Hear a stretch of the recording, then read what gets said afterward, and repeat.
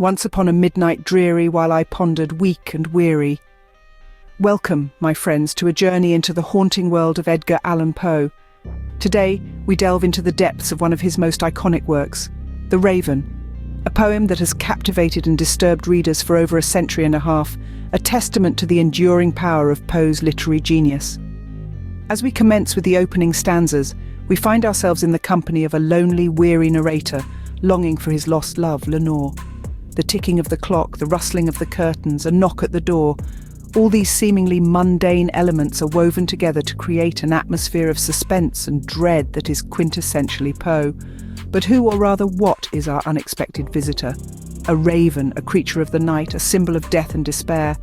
It enters the chamber perching upon a bust of Pallas, the Greek goddess of wisdom. An ironic juxtaposition, isn't it? The bird of death, sitting atop a symbol of knowledge and enlightenment.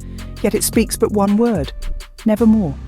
A chilling reminder of the narrator's loss, echoing his despair and deepening his madness.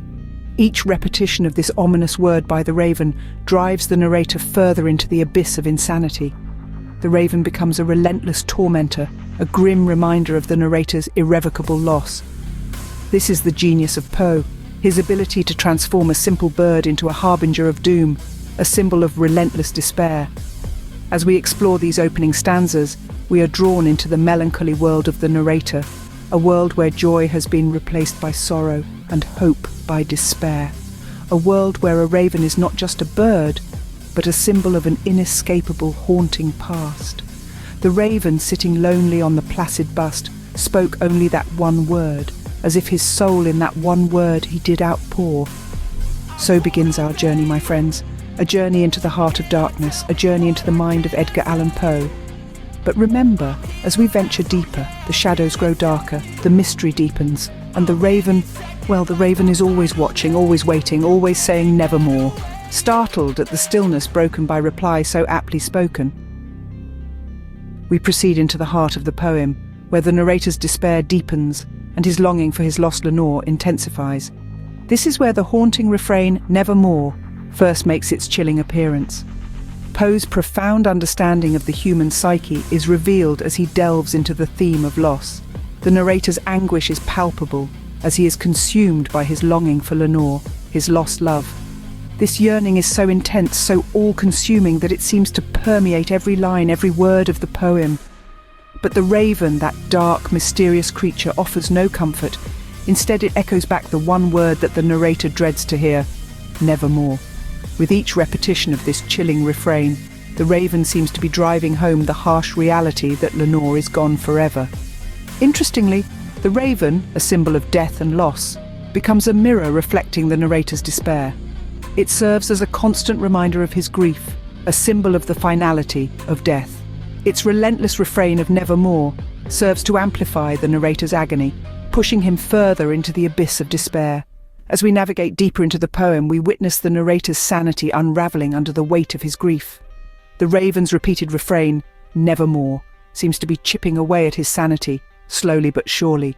Each echo of the word nevermore chips away another piece of the narrator's sanity, pushing him closer and closer to the edge of madness. In the end, the raven, that harbinger of doom, remains perched on the bust of Pallas, its eyes burning into the very soul of the distraught narrator. Its ominous presence serves as a stark reminder of the narrator's loss and the futility of his longing. And the raven, never flitting, still is sitting, its chilling refrain, nevermore, echoing through the halls of the narrator's mind, a constant reminder of his pain and loss. On the pallid bust of Pallas just above my chamber door. As we approach the final stanzas of Poe's The Raven, we bear witness to the narrator's descent into madness. This is not a sudden plunge, but rather a gradual sinking into the depths of despair. The narrator finds himself under the relentless gaze of the raven, its beady eyes ever watchful, its presence a constant reminder of his loss. The raven, once a curious visitor, now transforms into a symbol of doom, its single-worded refrain, nevermore, echoing throughout the chamber and within the confines of the narrator's mind. As the stanzas progress, the sense of doom deepens. The raven's persistence, its refusal to leave, mirrors the narrator's inability to escape his sorrow. He is trapped, not by physical chains but by the chains of his own mind, his grief, his guilt, his despair. They are the prison that holds him captive. The raven is but a reflection of his torment, a manifestation of the darkness that has taken root within his soul. This feeling of doom, the overarching sense of despair, is a recurring theme in Poe's works.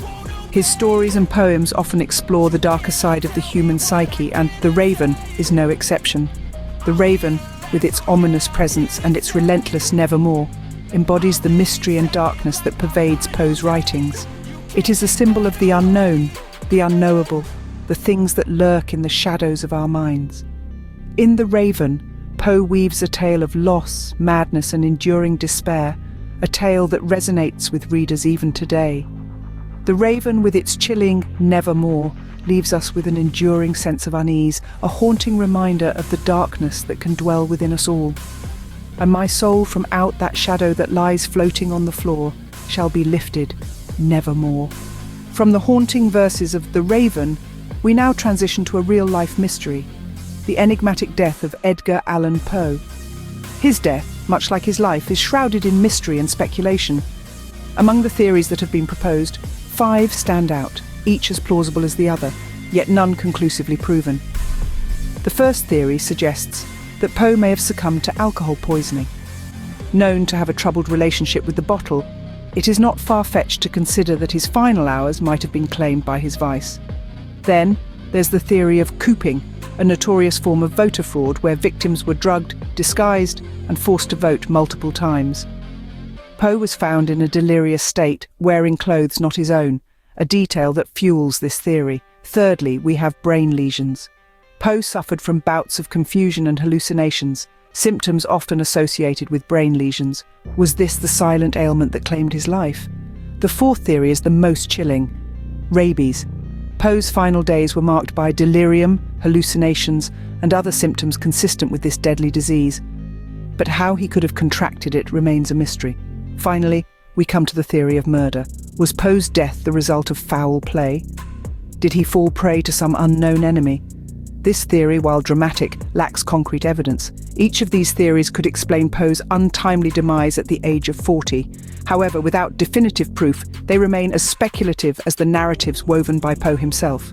His death, like his tales, is a riddle wrapped in a mystery, inside an enigma. And so the mystery of Poe's death remains, much like the mysteries he penned during his lifetime. His life ended abruptly and under circumstances as eerie and perplexing as the macabre tales that sprung from his quill. And while we may never know the truth, the speculation surrounding his death only adds to the enigmatic allure of Edgar Allan Poe. Despite his untimely death, Poe left behind a legacy that continues to haunt and intrigue us. His tales, imbued with an air of macabre, and his verses, resonating with the echo of loss and madness, have cast a long, dark shadow over the landscape of literature, particularly in the Gothic genre. Edgar Allan Poe's posthumous fame is a testament to the enduring power of his work. In life, he was a struggling artist, often battling poverty and illness. But in death, he became a literary giant, his works read and revered by countless readers around the globe. His influence is so pervasive that even today the Gothic genre cannot be discussed without a nod to Poe's chilling tales and haunting poetry. The themes and symbols in The Raven, one of his most renowned poems, are a reflection of his own life. The raven, a bird associated with death and bad omens, symbolizes the relentless torment of grief and loss. The protagonist's descent into madness mirrors Poe's own struggles with mental health. The poem's dark, melancholic tone is emblematic of Poe's life, marked by tragedy and hardship. The enduring mystery surrounding Poe's life and death only adds to his allure. The circumstances of his death remain shrouded in mystery. The 5 speculative ways he may have died, each more intriguing than the last, only add to the enigma that is Edgar Allan Poe. These mysteries, however, are integral to his legacy. They add a layer of intrigue to his life story, making his tales and verses even more poignant and compelling.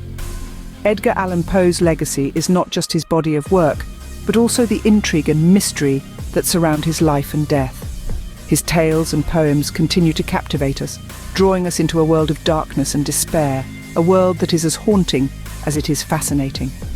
As always, we thank you for joining us for another episode of Philosophical Flicks, and we look forward to seeing you in the next. Until then, stay curious, ask questions, demand explanations, and of course take care of yourselves and each other.